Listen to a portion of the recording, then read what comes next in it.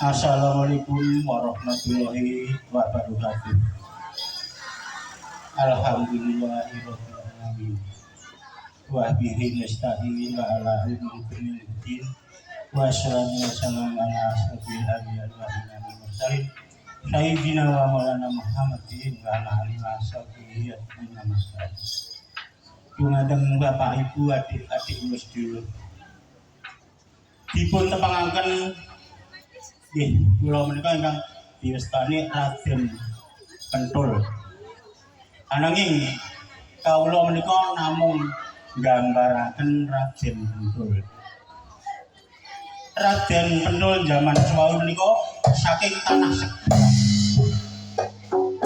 Wonten ing tanah Jawa gegayohanipun badhe hanjar-hanjaraken agama Islam. Ananging niku ngertos Bambang Amongtani damel woro-woro Giripati Boyo. Sok sapa bae sing wani lan bisa babadi bumi ing tanah Jawa bakal tak ganjar bisa sidean semua. Salajengipun Raden Pentul mireng kembang merawat tangan Bambang apa leres Bambang Amongtani panjenengan damel woro-woro Giripati Boyo. Sok sapa sing wani babadi bumi tanah Jawa bakal diganjar bumi saksi dan iya panjen bener. Lah iki sapa to nggih kok malahan wani babadi bumi ing tanah Jawa. Nggih. Tak boleh ngomong ingkang dipun arani Raden Pentul. Ya nggih Raden Pentul. Yen panjen sliramu wani babadi bumi ing tanah Jawa. Ora mung ligaran maka bakal tak paringi pusaka 5 cacahé. Nggih. Badhe kula tampi pusaka ingkang angka 1 Maisa Sura. Ingkang angka 2 Lembul. Sing angka 3 ya Wirakit Sura. Sing angka 4 Semeti Sura. Janggep sing angka 5 ya kuwi gawe arit. Lima-limaning pusaka iso ngebabati bumi tanah Jawa kanthi musik. Nggih, pusaka bati kula tahu. Babat, babat.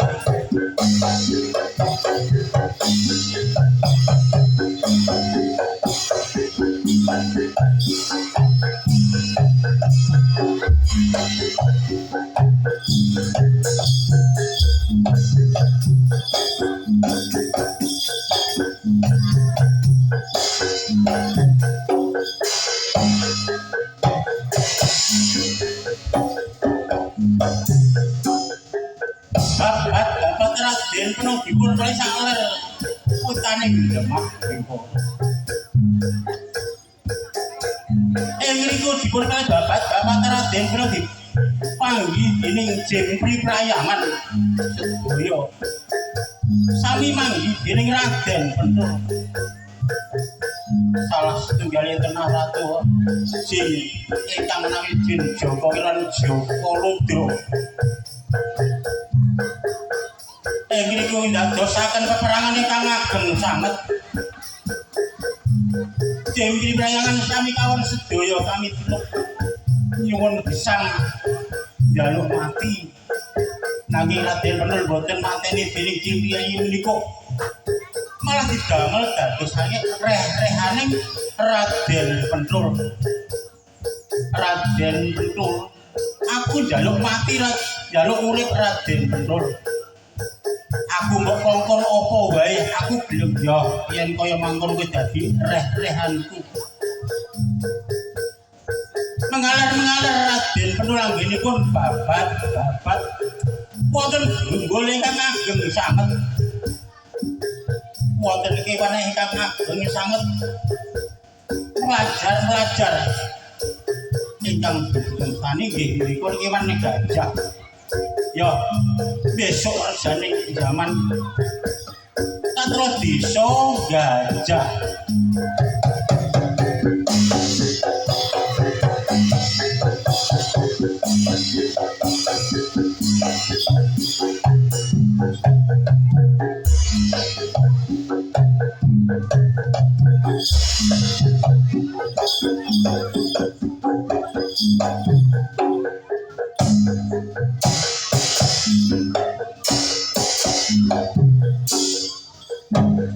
Mengalir anggenipun babat Raden Pentul.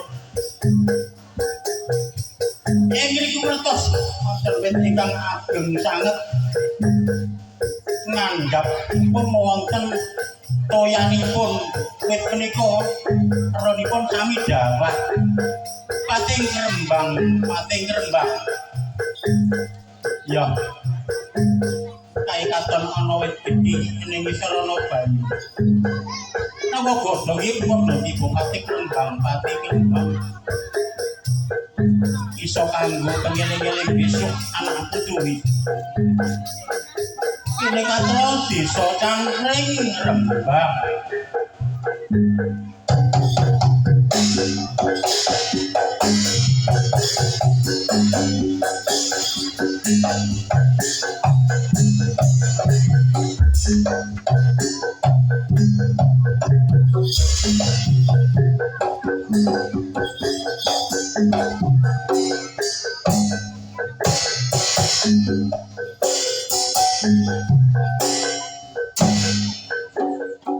Mengalir inggilipun babat Raden Pentul. Ngertos ngriku Raden Pentul derengipun babat dereng sampun babatan kanthi sik. Ya. Kono kuwi durung tak babadane katon resik dibabati kabeh. Ya. Iso kanggo eling-eling. Besok rejane zaman Katro Desa Babat.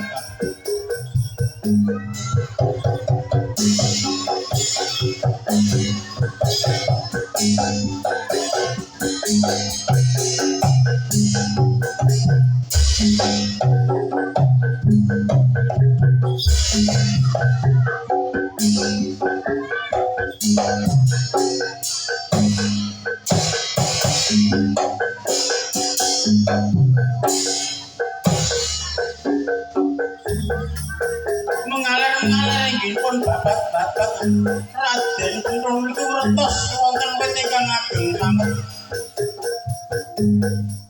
ananging nyandhapipun malah wonten toyane ingkang jero sanget kados kedung lerek indane ya besok rejane jaman iso kanggo ngeling-eling katro desa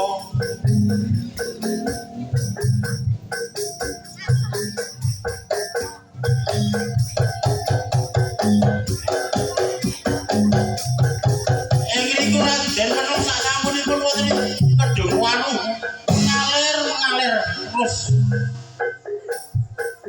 ngertos Raden Pentul wonten ing tengahing wana malah wonten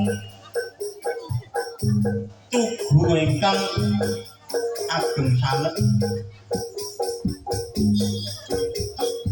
iya ngerti saat tengahing wana tengahing alas kok dadak ana tugu iki milik gedene ya ning wujude kotak rejane jangan ketara bisa tugu kotakan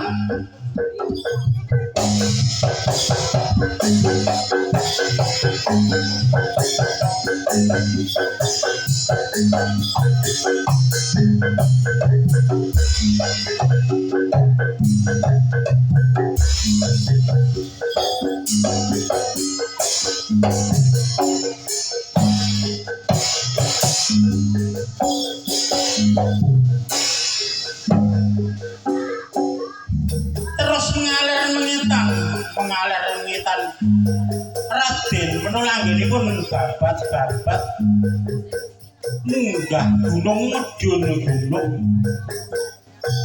nanging ngertos Raden Pentul ing riku wonten ayam ingkang sami pejah sami blasah ya sak wise aku munggah gunung medun gunung sapi lereng-lereng ana ayam sami pejah ya pancen kuwi sing diarani gunung pati ayam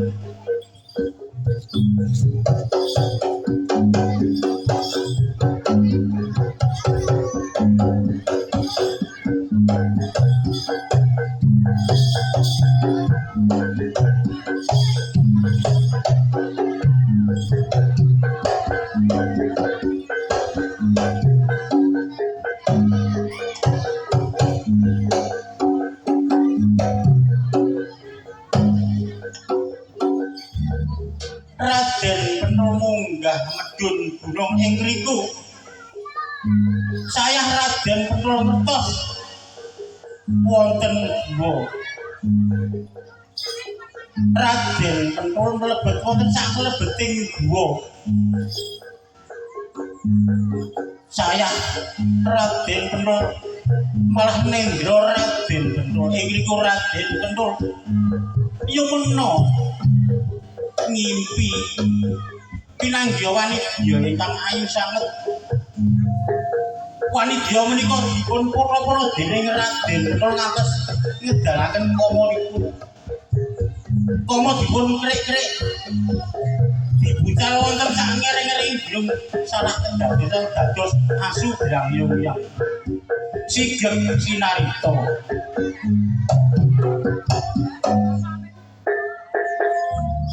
kados ngaten lah silos barungan upami kula trisaya menika sedinten menika mboten saged rampung dados menika kula juplik supados saged murah abdi ananging Raden Pentul wonten ing tanah Jawa menika mboten piyambakan ning malah gadah gegandhengan ingkang nami Sitembem ananging Sitembem menika menawi mboten kurundang ngangge gending-gending menika piyambake pun medar nggih jubi-jubi kula tak belajar gending utawi lelagon wiwit yen mula aku ora wis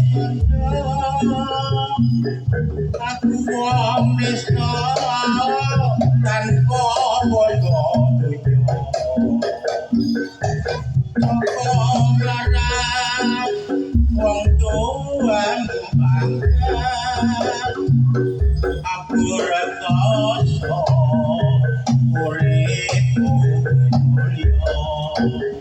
iki wis mati kowe tidak karo priya bagus sing padha sumi ora ono lan ora kekewa yen sliramu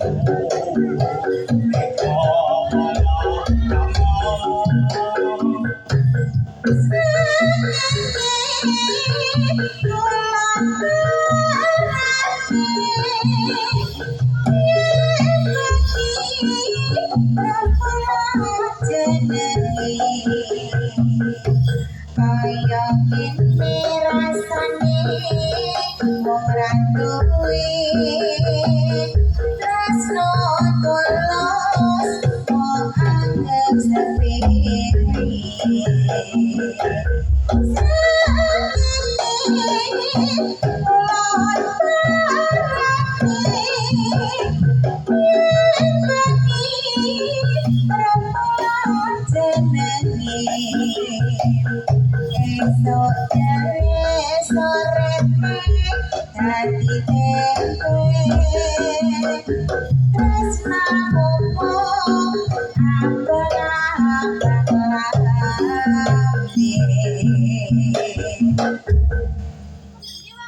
Ben, Anggih Kakang Pentul. kowe rak ya isih kelingan to, Bem. Ing nalika semono, Bem, aku tak babat-babatane ing tanah Jawa. Yen wis rampung, mengko sirahmu tak undang. Anggih sapunika panjenengan timbali kula kanthi lagu menika. Bener. Jane wonten wigati menapa to Kakang? Ana wigatine jare. Anggih. Wis sik aku tak ngundang kae.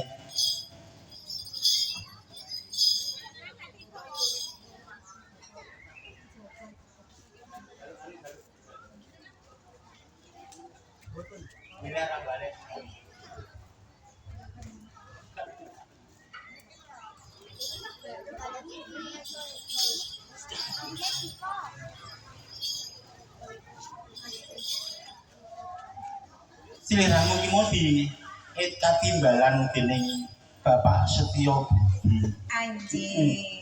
Bapak Setyo Budi mau duweni anak namung siji. Namung setunggal. Mula sliramu ki mau diundang dikon ana daleme Pak Budi Anggih. supaya dikon buah singkalane. Buang Sekerto, anggih adik Mahira Habisatya Pradipta. Bener. Anggih. Mula kuwi ya, Mbem. Pripun Kakang Pentul? Sarene aku karo iki upama isih nganggo jeneng tembem lawan pentul kuwi mau isih kurang jrep. Anggih kurang patrepan. Tuwa-tuwa ning tanah Jawa kudune nganggo kaki utawa nini. Kaki lan ini. Kaya Anggih. mula ngene ya, Mbem. Pripun Kakang?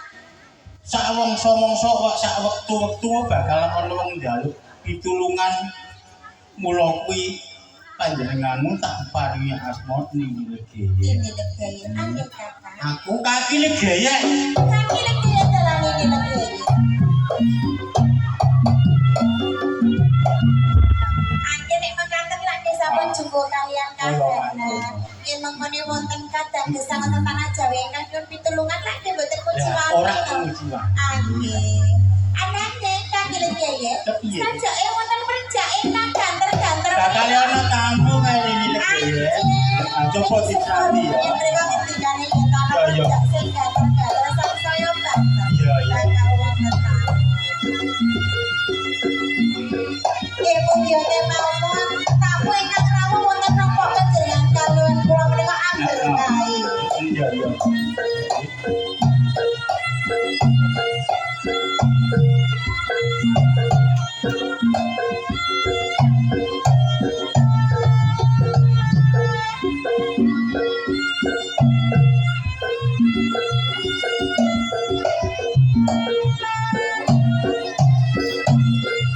Sajake kladang-kladang samune rawuh.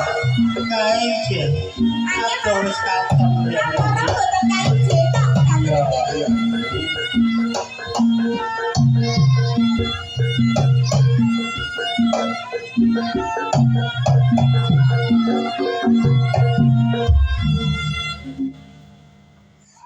Legeye. Nini Legeye. Menapa panjenengan sampun tepang sinten ingkang rawuh menika? Durung jare. Oh, Durung ana suwat. Coba iki diparingke Gusti. anjir. Iya. Assalamualaikum warahmatullahi Nah, tenan. Kae lawange dadi didodok jare. Ya ya, tak kurbone ya ini. Waalaikumsalam warahmatullahi wabarakatuh. Nuwun sewu nggih Bapak saha Ibu. Panjenengan kok nggih raya-raya wonten panggenane Kaki Legeye dalah Legeye. Menika badhe wonten pegatos punapa. Non sewu dalam Nggih. kalangan kurung Bapak Budi setunggal silaturahim. Nggih. Kaping kalih badhe maringke putranipun wonten Kaki Legeye lan Legeye.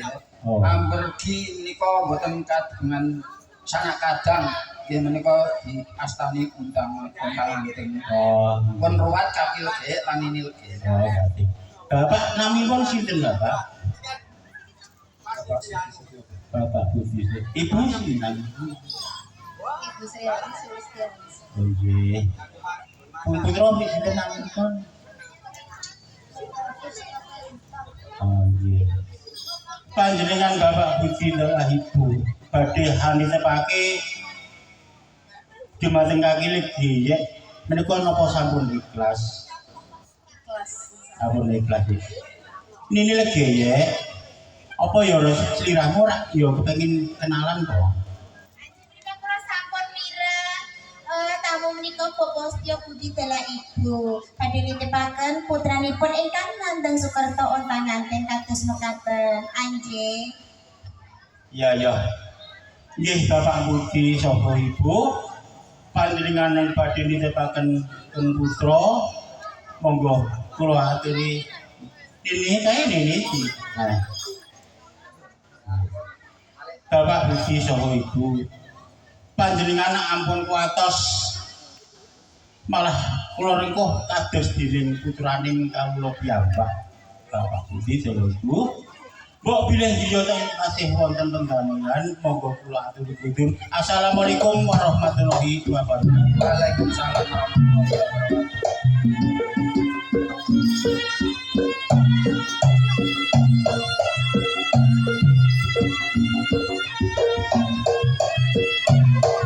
Kaki Legeye. Ini Legeye. Monggo dipunayani kula Kaki Legeye.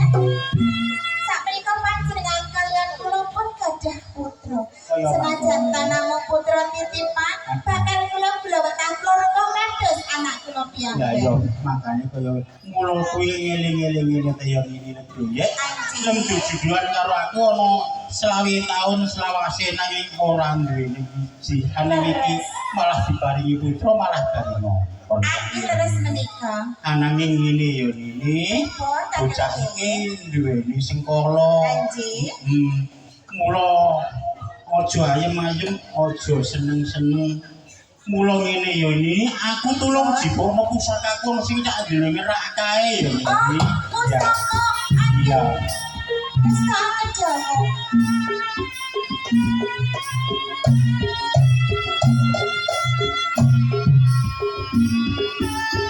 Kaki Legeye. Menapa menika ingkang panjenengan kersa? Iya.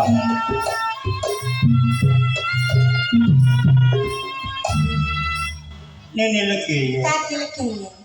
Iki mung wujuding janur nanging iki pusaka wis tak paringi aji sangon. Aji sangon. Mula kuwi arep tak sampirake ana ing jangganing putramu ya ini. Aji suwangga Kaki Legeye.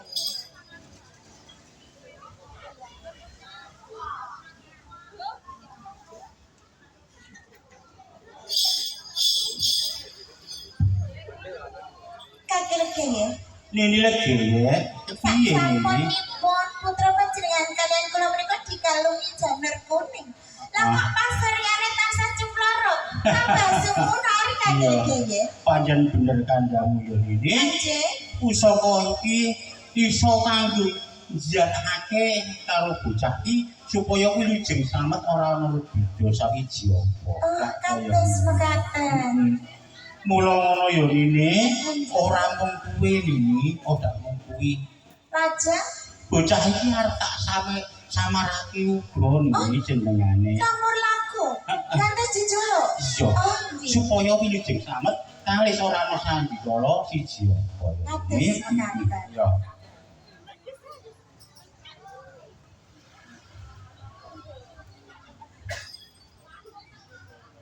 Setia Prata Joko Jlagur Joko Jlagur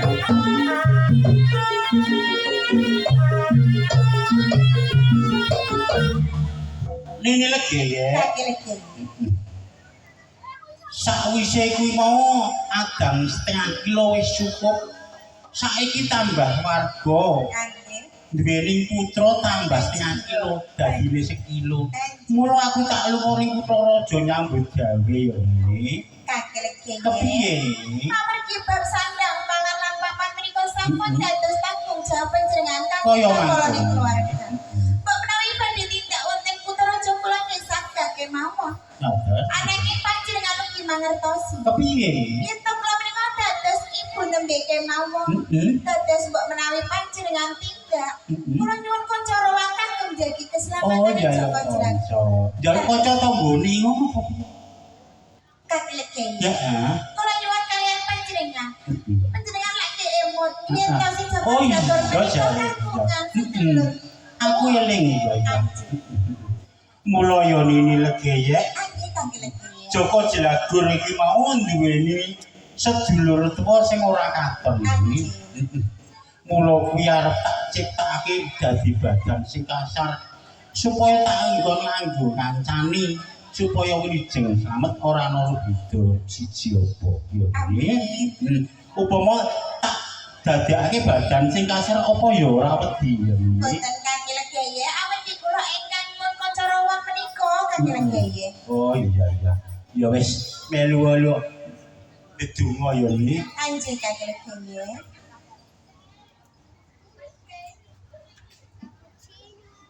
Subiah amarah mutmainah alaman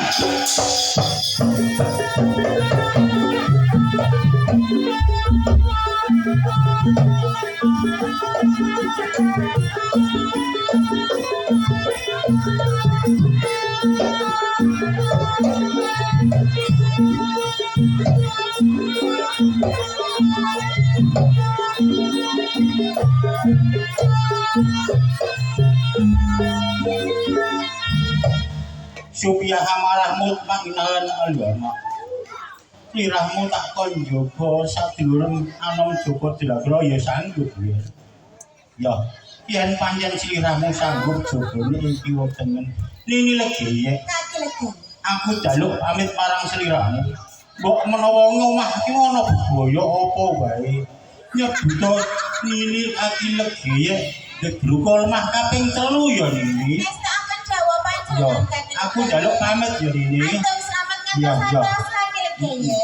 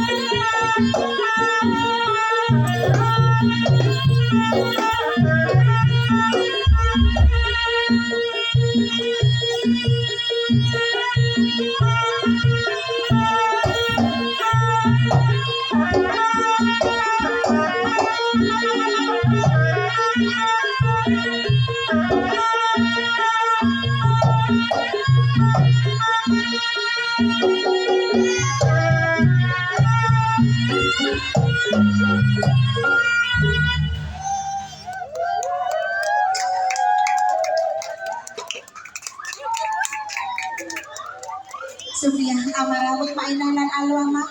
Lah kok kowe malah patek glebor. Kowe ra iya tak kangen Joko. Sedulurmu anom si Joko glebor malah patek glebor patek glerek iki janjane ana apa? Sedulur papa. Coba matur. Janjane iki ana kedadian sing kaya ngapa? Kowe kok padha patek glebor patek glerang. Lho malah sedulur manuk si Joko Dragur ora ana kapan iki di papan panggonan kene. Penjur ana nang endi sedulur manuk sedulur papa? Nini Legaya. Kula nyuwun pangapunten nyadun duka ingkang kekathah. Put Maina. Nggih. Janjane arep matur apa kowe? Lah kok dadek nyuwun pangapura lho. Kula dikenenggo si Arji kula Pancen kuwi Ben. Joko Jalbur. Ananging si Joko Jalbur murca. Apa? Dosa dewa Batara. Gampang temenan nggonmu matur yen anakku Joko Jalbur kuwi. Gampang temenan nggonmu njaluk pangapura. Namangka luputmu kuwi saking gedene sedulur papa. Nalika semono, kuwi janji marang kaki lekene yen tau kuwi sanggup jaga keselamatane si Joko Jalbur. Ananging apa? Kabeh aturmu nalika semono kuwi ora ana kasunyatane babar blas sedulur papa. Namung aku wis percaya banget marang kowe.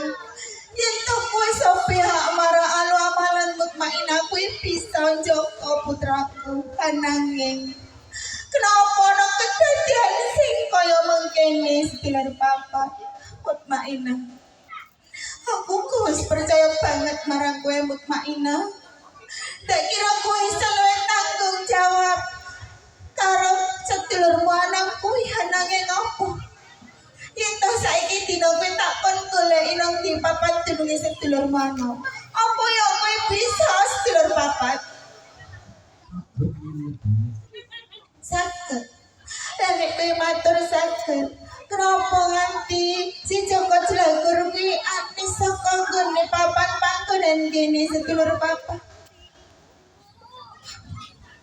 Aku kelingan nalika semono sadurunge tindak ana Kutaraja. Kaki legaya maring piuleng marang aku.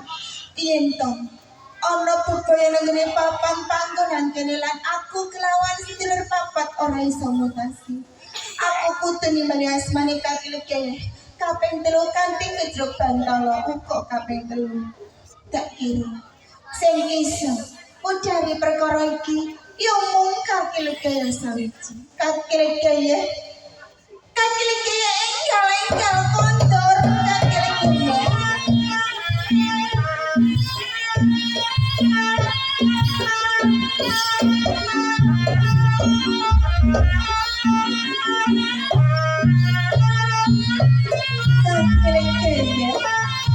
Niki legi ya. Panjenengan sampun Nggon kok malah bosak base padha kurang kene Joko iki lho jadul kaya apa iki?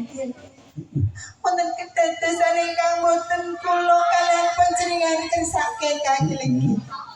Panjenengan sampun masrahaken keselamatan Joko Jalbur dan kula kalian sedulur. Bener kan, Bang? Ananging Iya. menika Joko Jalbur anis sanjung. Niki legi ya. Aduh.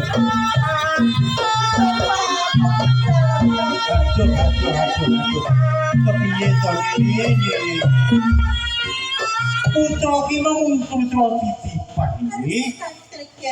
Wong tuane arep tuwi berarti putrane aku ngomong apa nene aduh iki. Pamunten kula sakit dados ibu ingkang sampurna kaki legi. Iya. Ya wis. Ngene yo nini mbok tangi sono sedina kaping 7 ora bakal ketemu ananging yo nini. Kaki legi. Ana sing tak pesen iki mau dulure tuwa kabeh. Mula kuwi dulure tuwa kabeh tak purbane sapa sing ngidil iki. Semoga kaki legi. Coba ana munggah ana sanggar pamudyan ya iki. Kula bakalan nuwun. Iya. Mugi-mugi Joko Jalbur. Iya.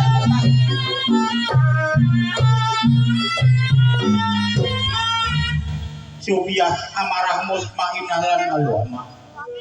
Silaramu tak kon njogo karo sedulur manung malah murca. Ya.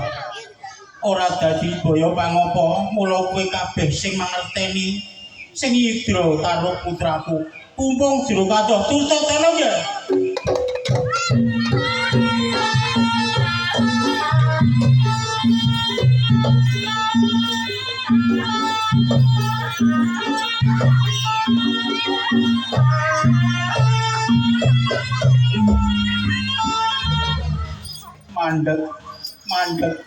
mandek Tejo sengko tejo nanyar katon gemblindung kaya krikil malang-malang kaya ondo.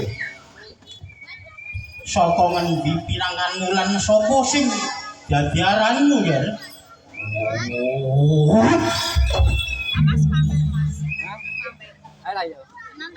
Wong gedhe kuwi ana barang tangguh marang aku.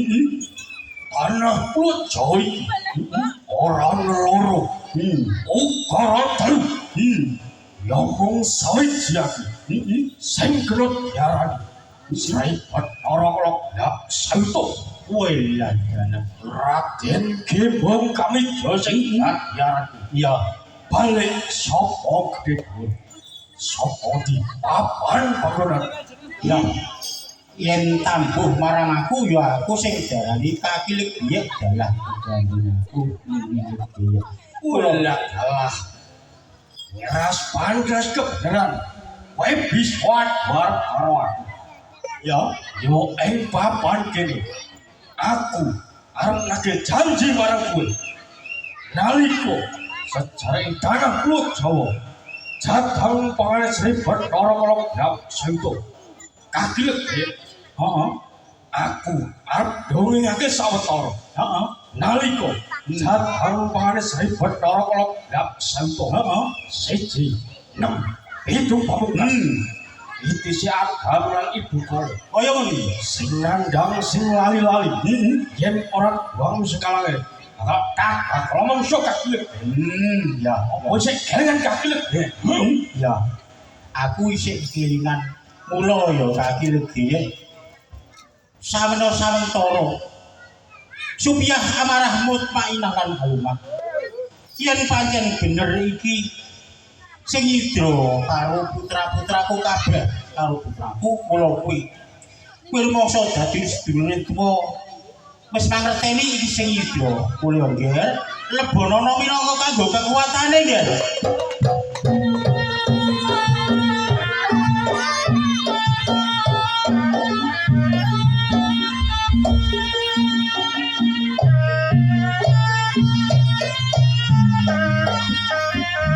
Bathara Kala Blak Sayuta. Yen kabeh mau apa sing peparingku nalika jaman semono yen sliramu isih kelingan. Yo kabeh dipedharake supaya aku kelingan apa sing dadi karemamu Bathara Kala Blak Sayuta. Yo bakal awedake kakilik. Mula dibuake para kawula kabeh bakal dilatih kabeh. Ing desa endi lan ing kutha endi yen ana wong darbeni sasi 10 dina kok nganti nglairake wonang jabang baine pas barengi mlekae sang sora not yaren bocah julung kembang uta bocah julung wangi ya bocah kuwi duwe sengkala yen ora wong sekalane bakal mungsuh kakilik ya eling aku sak banjure ing desa endi lan ing kutha endi yen ana wong darbeni sasi 10 dina kok nganti nglairake orang jabang baine pas barengi beduk blengkae kenal yareng bocah julung sungsang bocah kuwi duwe sengkala yen ora wong sekalane bakal ngomong sok kakilik ya sik kelingan sak banjure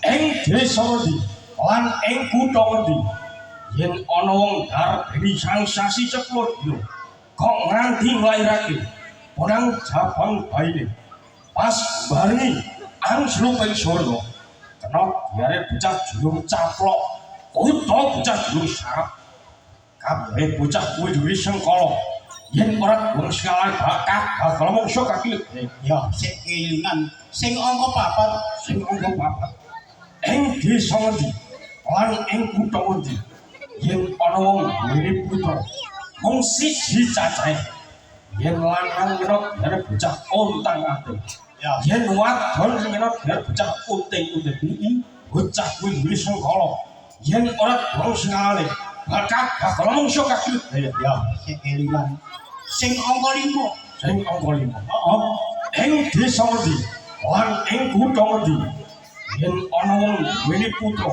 mung loro cacahe lanang wadon utawa wadon lanang lanang utawa wadon wadon lanang wadon kena dene bocah kedono kedini wadon lanang kena dene bocah kedini kedono ya lanang kena dene bocah uger lawang wadon kena dene bocah kembang sepasang ya kabeh bocah kuwi diri sengkala yen ora guru sengale bakak mongso kaki Ya kabeh mau aku wis mangerteni lan eling kabeh. Banjire sing angka 6 sing angka ing desa wedi lan ing kutha wedi yen ana wong duweni putra mung 3 cacahe lanang wadon lanang utawa wadon lanang wadon 3 lanang kabeh utawa 3 wadon kabeh lanang wadon lanang nok jere sedang apit pancuran ya wadon lanang wadon nok jere pancuran apit sedang 3 lanang kabeh nok jere bocah cukul bulit ya yen 3 wadon kabeh nok jere bocah gotong lair kabeh bocah kuwi sekolah yen ora guru sahabat kabeh mongso kaki ya kabeh kuwi sing kelingan apa sing dadi paringku 1 6 7 pamungkas banjur ingkang pamungkas sing pamungkas saka kulon dhewe kuwi kawetan dhewe ujar saka kidul dhewe andar saka lor dhewe kaul one ujar andar kaul kae mandi saka unek-uneke dhewe utawa saka pangucape dhewe ora saka pangucape wong liya kok nganti lali trompet itu bakal tak oyak kaki ya kelingan ning yo gini sakwise aku mlebu ing desa Tanjung Rejo ana pawongan sing jenenge Bapak Setyo Budi dalah Ibu Sri Hadi Sulistiani sing Bapak Setyo Budi hang duweni putra mung siji cacahe Mahira habis Setia Praduta tanpa sanak kadang sedulur sing kena diarani bocah ontang-anting haning yo dhewe sakwise kabeh kala mangsa ora gawe tetep ayu sak jerone wong arep malah kaporok wis sangsara sak jerone wong arep rasane panas pedes parah koyo wis gawe kaki Bathara kala gelap sayuda si Joko dilaku iki mau wis dipasrahake karo kaki lebih lan lebih mula mbok tadah kala mangsa ora ndadekake adem sak jerone waduk ngene iki malah dadekake pedes panas perih mula kuwi Bathara kala gelap sayuda yen kena siram tak rembug karena aris putraku bakal tak jaluk entuk ya tak jaluk ora entuk ya tak jaluk lamun bongo bakal tak sembadani Bathara kala gelap sayuda kaki ana barang sugih kandel ondo wani wae wani jaluk putramu suwe jerone kok arep apa tau upama iki dina sari Bathara kala gelap santo jaluk ibabono jaluk tetep bisa gandine putramu apa sagung nang kali kaki Bathara kala gelap sayuda waton dunya iki ana sing tok jaluk bakal tak paringi jaluk sandangan sing pating gemebyar jaluk mastitis raja gunung bakal tak paringi anggere aja jaluk turine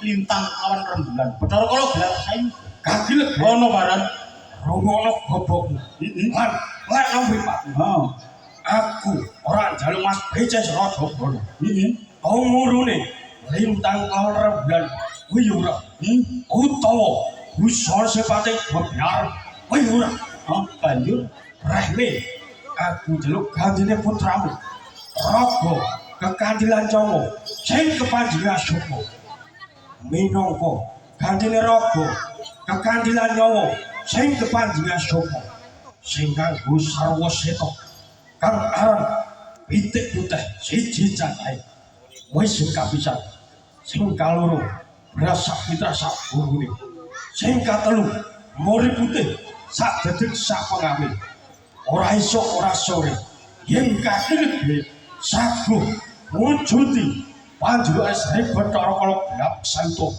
putramu bakal tak lukarake kaki Bathara Kala gelap saito ngarep wis ndak kandhake wonten dina ana bakal tak paringi apa sing wis dadi tunggal. Mula kuwi donya ana sing mbok karepake.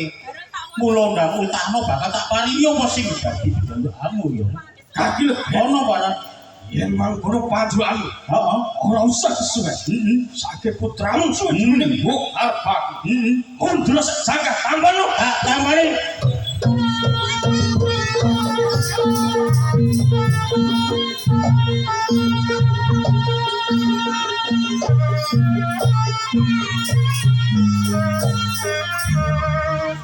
Nini legeye ndodok bantal kok bantal kok ya ora barbar mateng-mateng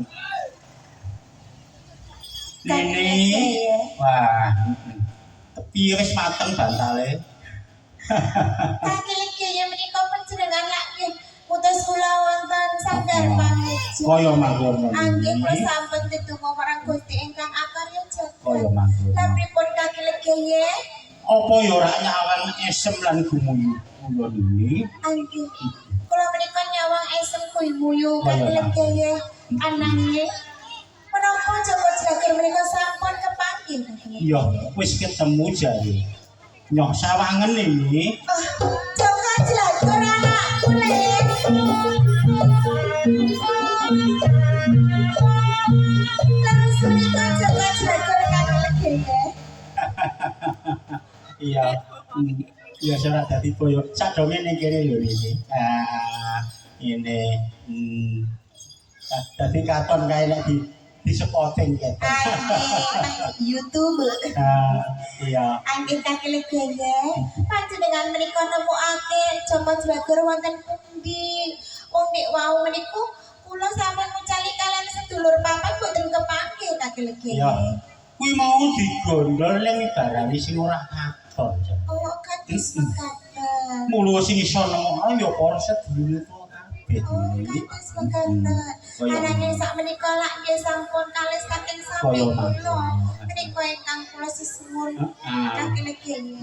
ini legeye Kaki legeye. sakwise kepanggih putramu coba mirengake ana sak dhuwure gendeng kae iki Kaki legeye. iya Jangan sampai meninggalkan sang Iya, iya. banter menika.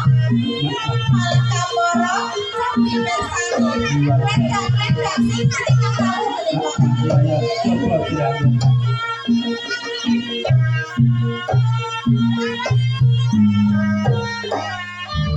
Assalamualaikum warahmatullahi wabarakatuh. Waalaikumsalam warahmatullahi wabarakatuh.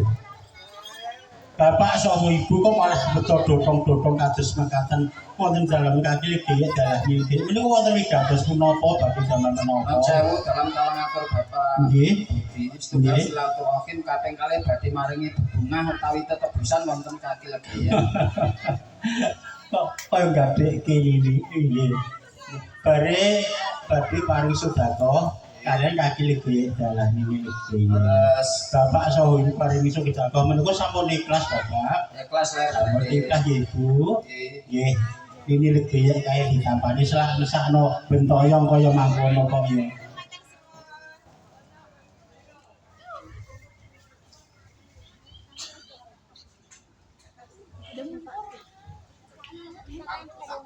Bapak Budi saha Ibu. Panjenengan badhe mundhut teng putra nggih monggo ananging kula badhe titip menika. Menika kula titip dalem kene menika didekek ngandhapi film selaminipun gangsal dinten utawi sepasar. Saksampunipun gangsal dinten utawi sepasar mangke dibicara wonten leben sing wonten toyane nggih. Iki niku sengkala kok menawi niki dilumpati tiyang tiyang saged kinten saged sedan. Nggih. Mangke ngangge donga Jawa kemawon. Aku ora ngguwa jalur kuning, aku ngguwa sengkalane Joko Jelagur disebut namine sedaya. Nggih. Difatikahi kaping 3. Nggih. kangge njangkeping syarat panjenengan ngundang putrane Nawine Kamalengka diparingi tambahan Joko Jelagu. Monggo. Yer anakku, Mahendra Hafiz Setia Pradita Joko Jelagu.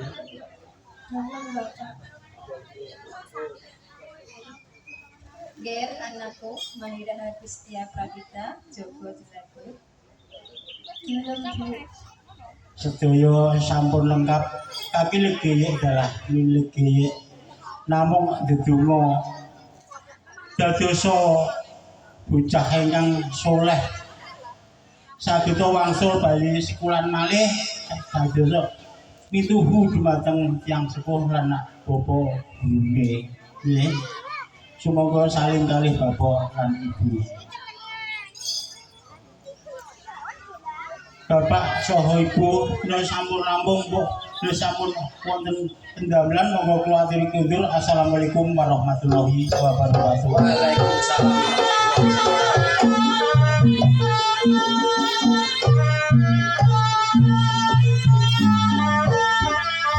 Ini lagi Ingin kaki lagi ya. sak kondine bapak budi mau sliramu tinggali apa? Kaki lirarakan ember saisine mereka mangkurti menapa kaki lagi ya. Kabeh mau ki ana bersih.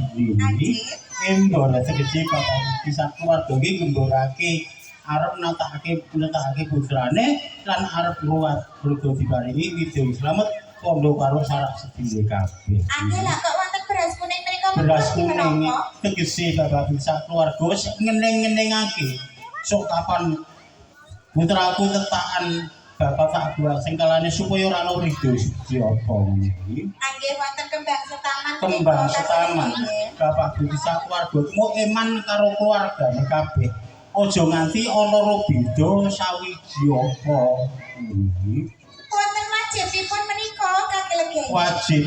wajibane bapak budi sakeluargane nyekolahake ngrabekake lan ndamel omah kabeh iki kewajibane wong tuane iki. Angge wonten godhong alang-alang apa-apa dalah godhong luweh. Godhong alang-alang godhong apa-apa lan godhong kula tegese bapak budi anggonke netakake duwe gawe ora duweni alangan swiji apa rezekine luweh ambane kaya godhong luweh kuwi lho. Amin.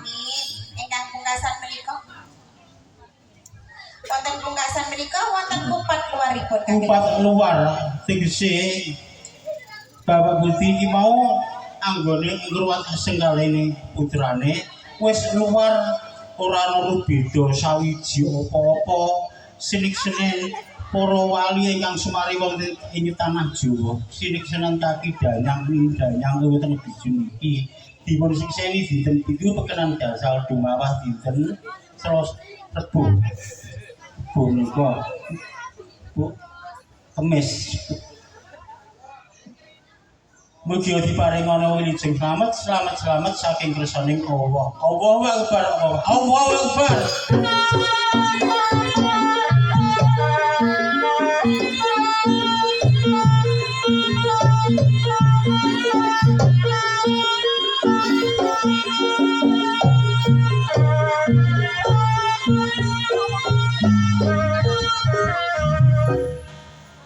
Bathara kala gelap sayuta. Aku njaluk pangarepku. Srabeda randhat anggonku peparing marang sliramu.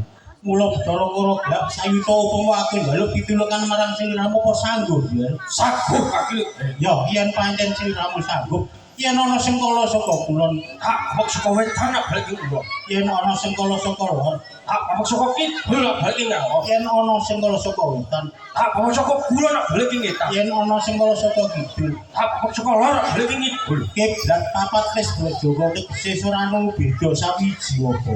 Sing mbok jaluk pitik-pitik upama tak paringi abang, Ora bakal tak sawak, tak paringi ireng, ora bakal tak kandhang, tak paringi lurut. ora bakal tak liru. Mundur sak jagat tak paringi apa sing dadi pendaluk wong.